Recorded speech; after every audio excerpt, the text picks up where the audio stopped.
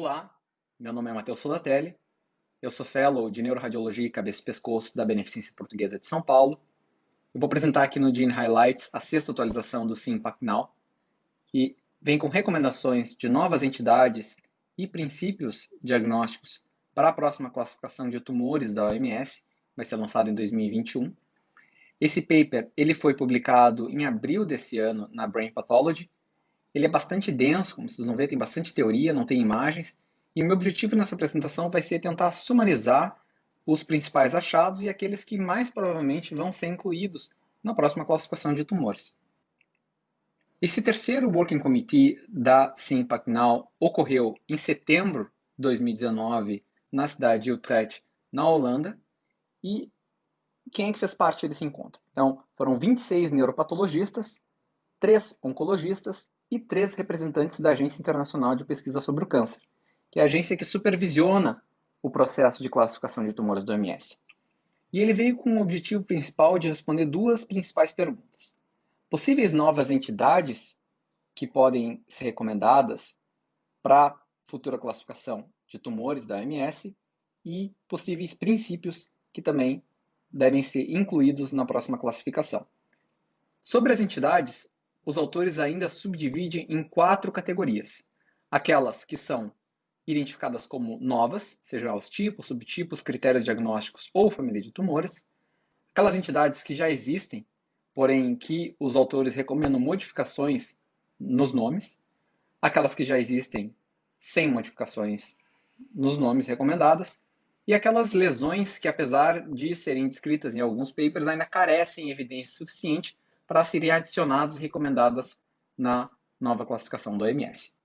Os autores ainda reforçam que o que está sendo proposto nessa atualização são apenas recomendações e não necessariamente vão ser introduzidas na próxima classificação dos tumores. Eu dividi minha apresentação, assim como o paper, em 2 grandes grupos. Inicialmente eu vou falar dos princípios recomendados e aí depois das entidades. Sobre os princípios, o primeiro princípio é o uso do termo tipo e subtipo no lugar de entidade e variante, como já vem sendo utilizado pela OMS, onde um subtipo é uma categoria dentro do tipo identificada por associação de um ou mais fatores, como, por exemplo, os marcadores genéticos. Aqui o paper mostra o exemplo, o tumor glioneuronal leptomeníngeo difuso, com seus subtipos baseado em critérios moleculares genéticos.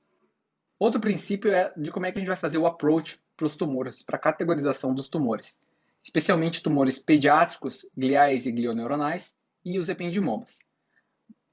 Da mesma forma como foi feito nos meduloblastomas na classificação de 2016, o approach em mix and match é recomendado. O que é isso? Onde seja feita uma categorização baseada na histologia e outra baseada na genética molecular. E aí, então, é feita uma terceira categorização com um diagnóstico integrado.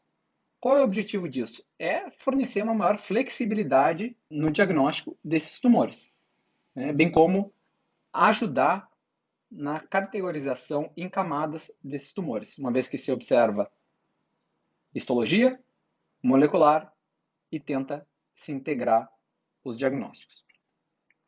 Aqui como exemplo, eu vou mostrar a tabela 2, que os autores mostram, exemplificando com os tumores pediátricos IDH e estrona 3 selvagens, que são categorizados como geneticamente definidos, histologicamente definidos, e aí a gente tem o diagnóstico integrado, integrando as informações de histopatologia, o grau histológico e a informação molecular. Isso já vem sendo utilizado em algumas situações e as recomendações são que cada vez mais esse tipo de abordagem seja utilizado. Também o artigo reforça sobre os ependimomas. Os ependimomas, diferentemente desses tumores pediátricos, IDH selvagem e estona selvagem, eles devem ser categorizados por subsítio anatômico. E aí, então, classificados em subtipos baseados na genética.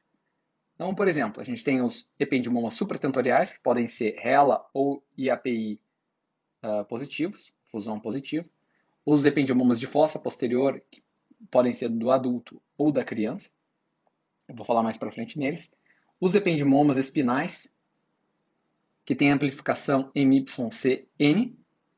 E, diferentemente destes, os subependimomas, que não apresentam uma categorização definida por subsítio anatômico, uma vez que eles aparecem de forma semelhante em todos os compartimentos.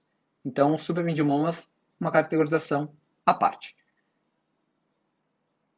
A atualização 7, que é a subsequente a essa que eu estou descrevendo para os senhores, ela vai ser específica e focada para os ependimomas. Então, o paper, este daqui não vai abordar a fundo os ependimomas, é só para ter essa overview de como fazer essa categorização.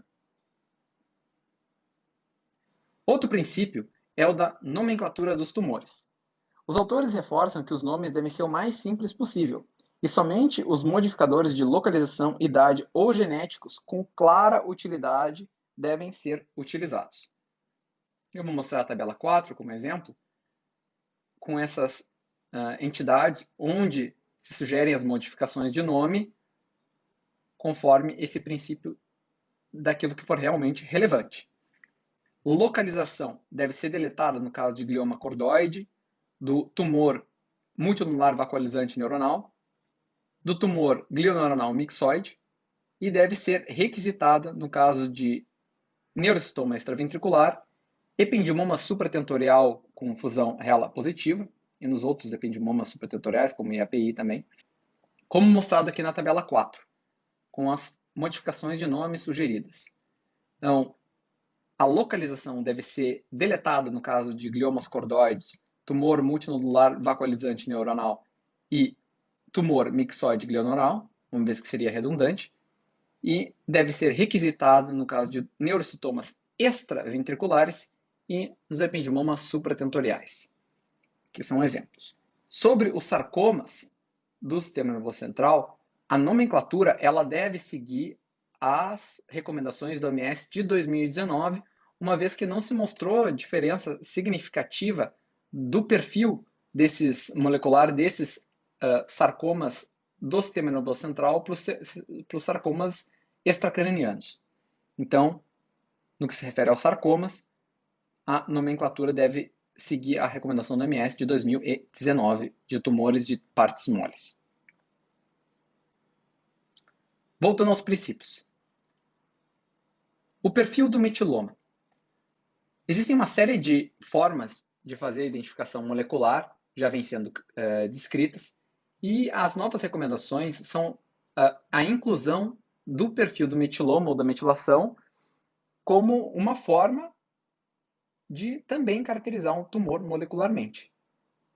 Existem alguns tumores que têm um perfil específico e identificável com o perfil do metiloma, por isso que essas modificações foram recomendadas, uma vez que essa avaliação é confiável. Exemplo disso é o astrocitoma de alto grau com características piloides e o tumor glioneuronal leptomeningeo difuso. E por fim, o último princípio recomenda que algoritmos devam ser usados em arábicos. Tá? Os numerais devam ser usados em arábicos no lugar de romanos, para evitar erros de digitação ou confusão entre os termos, uma vez que os números romanos são semelhantes entre si. Então, a classificação deve ser usando números arábicos. Agora, indo para a parte das entidades, né? Sejam elas específicas, tipos, subtipos, definições e critérios de gradação. Elas são sumarizadas nessa tabela 1, aqui à esquerda, onde a gente vê inicialmente as entidades que são descritas como novas, aquelas que já existem, porém que têm modificações de nome sugerida, como eu mencionei antes, o glioma cordoide e os ependimomas, aquelas que já existem e não são realizadas nenhuma modificação de nome recomendada, e aquelas que carecem de evidência para inclusão ou modificação. Eu destaquei essas últimas duas, que é o astrostoma pilocítico com características anaplásicas e o xantoastrostoma pleomórfico com características anaplásicas, que devem ser mantidas, uma vez que a literatura carece de evidência suficiente para modificações nesses dois tipos de tumores. Então, eu vou focar agora, assim como os autores, nas classificações das entidades novas, começando com, talvez, a mais importante, a que mais provavelmente vai ser incluída na classificação da OMS de 2021, que são os critérios diagnósticos de glioblastoma IDH selvagem. Quando a gente usa o termo glioblastoma, a gente se refere ao IDH selvagem. Ele pode ser diagnosticado com uma série de maneiras, que é mostrado nessa tabela 5, de extrema importância. Então, quaisquer um destes achados abaixo é critério sugerido para o diagnóstico de um glioblastoma IDH selvagem. São eles: proliferação microvascular, ou necrose, ou ou mais dos critérios moleculares, que é a mutação do promotor TRT, a amplificação do gene EGFR e a combinação do ganho de todo o cromossomo 7 e perda do cromossomo 10. Quaisquer um desses achados já é critério diagnóstico de um glioblastoma IDH selvagem. Outra nova entidade, recomendação do SIMPACNAL é a nomenclatura para astrocitomas IDH mutantes de grau 2 a 4, onde os critérios genéticos, a deleção e homozigose do CDKN2A ou B, é suficiente para graduar esse tumor como grau 4. Vou mostrar aqui a tabela que os autores mostram, mostrando então os astrocitomas IDH mutantes de grau 2 a grau 4. Reforcei aqui em highlight os numerais arábicos e não romanos, como foi recomendado, e os critérios para subdivisão da graduação, onde a gente tem os grau 2 sem anaplasia, grau 3 com anaplasia ou mitótica, atividade mitótica significativa, e grau 4 com proliferação microvascular ou necrose ou essa perfil molecular, essa deleção. Qualquer um desses achados já é suficiente para graduar um astrocitoma IDH mutante em grau 4. Vamos dar continuidade. Outra entidade que foi descrita é o glioma difuso com a mutação da proteína histona H3.3G34. É um IDH selvagem e acomete principalmente os hemisférios cerebelares. O que acontece é uma mutação que troca a glicina pela arginina ou valina na posição 34 da histona madura H3.3. Acomete principalmente indivíduos jovens, adultos jovens ou crianças e os hemisférios cerebrais. Ele deve ser diferenciado do glioma difuso com mutação na histona H3K27M, de linha média, que também acomete uma faixa etária pediátrica.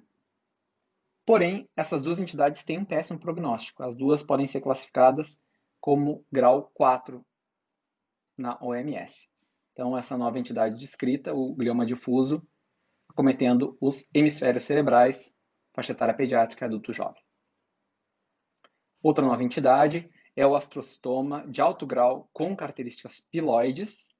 Ele acomete usualmente o cerebelo, pode surgir de novo ou de um precursor de grau inferior, um pilocítico mutado, e é distinto do astrocitoma anaplásico e do pilocítico.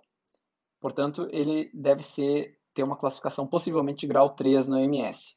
Ele tem alterações dos genes da via MAPK, combinada com exclusão homozigótica de CDKN2A ou B e a perda da expressão nuclear do ATR. Tudo ainda existe bastante debate se essa entidade vai ou não ser incluída na próxima classificação. A literatura ainda é crescente, ainda carece um pouco de suporte. De qualquer forma, ela foi recomendada. Outra entidade são os astroblastomas com alteração MNI. Geralmente acontece uma fusão entre MNI e BND2.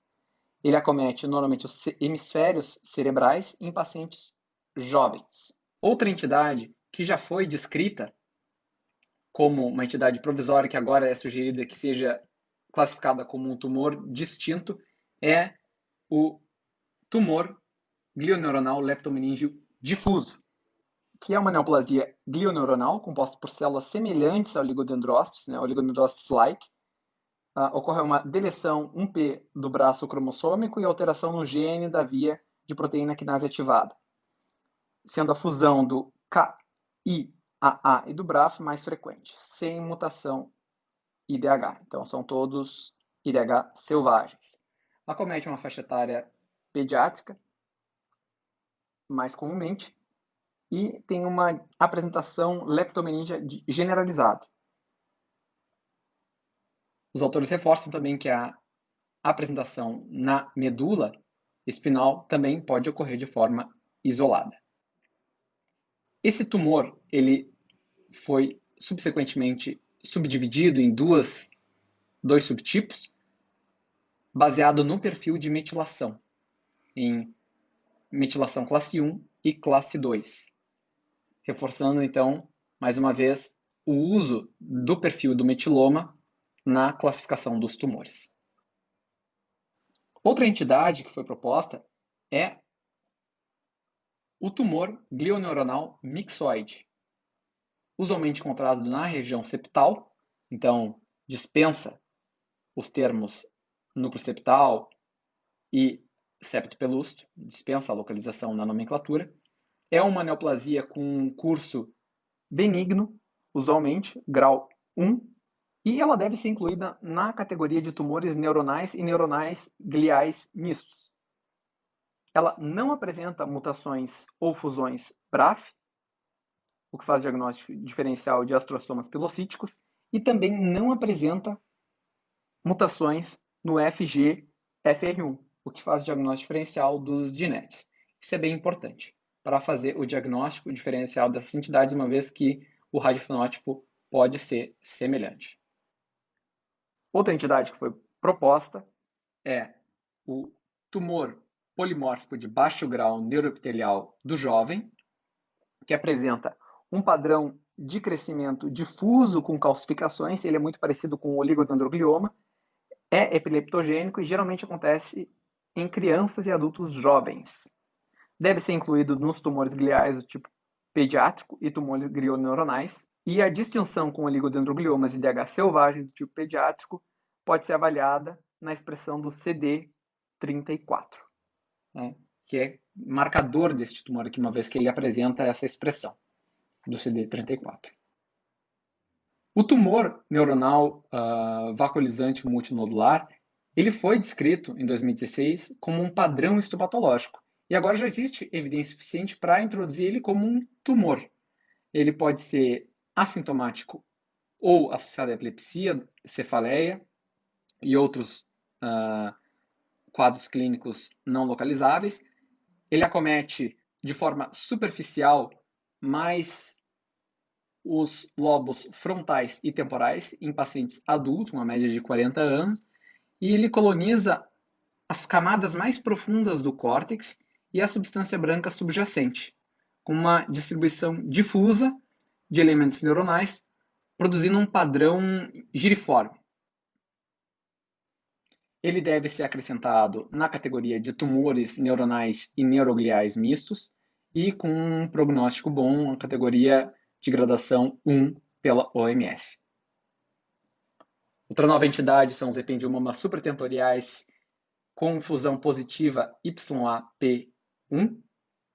Essas neoplasias ocorrem em crianças menores de 3 anos, representa aproximadamente 4% dos ependiomomas supratentoriais, e eles são importantes porque eles têm um prognóstico favorável em relação aos ependiomomas que são HeLa-Fusion positivos. Então, a classificação, a identificação dessa fusão YAP1, ela é importante para diferenciar do prognóstico dos HeLa positivos.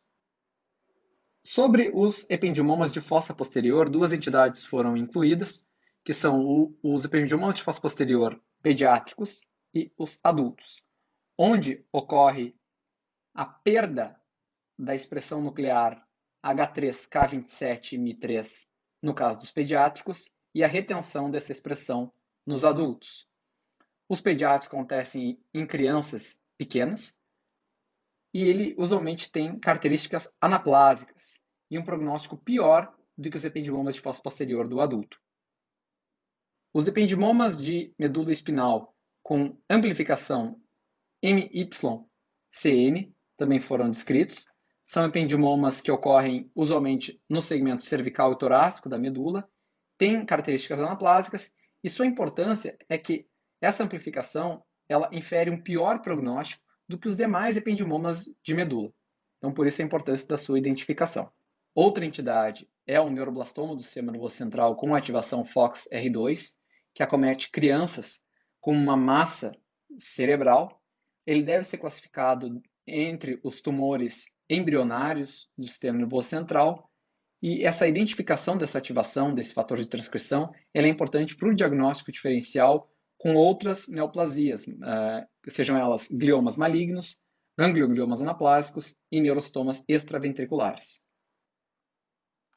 Outra entidade é o tumor do sistema nervoso central com duplicação em tandem interna do BCOR, que deve ser classificado como outros gliomas. E, por fim, o sarcoma do sistema nervoso central, que, como eu falei previamente, deve seguir a classificação conforme a recomendação da OMS de 2019 de tumores de partes moles e ossos, uma vez que não existem critérios suficientes para diferenciar um sarcoma do sistema nervoso central para um sarcoma extracraniano. Por fim, os autores eles reforçam o uso crescente da investigação molecular para a caracterização e identificação dos tipos, subtipos de tumores. Eles esperam que esses princípios, essas novas entidades sejam consideradas e acrescentadas para a classificação da OMS de 2021. Reforço que as mais importantes, como eu falei previamente, é o glioblastoma IDH selvagem e o astrocitoma IDH mutado, os quais podem ser caracterizados e graduados suficientemente por achados moleculares e genéticos, como eu citei previamente. Contudo, os autores ressaltam que cada vez mais a dependência de serviços com alta tecnologia, onde se pode fazer essa investigação molecular e genética, é necessária e que, infelizmente, isso é uma medicina para poucos. Contudo, quando não possível fazer essa avaliação, o termo NOS, Non-Otherwise Specified, deve ser usado como sufixo. Era isso. Eu agradeço a oportunidade à Sociedade Paulista de Radiologia, aos diretores do Gene Highlights, e espero poder facilitar estudos subsequentes nessa área. A área de neurologia é uma área vasta, e aguardamos ansiosamente as modificações para a próxima classificação de tumores. Um abraço e saúde a todos. Muito obrigado.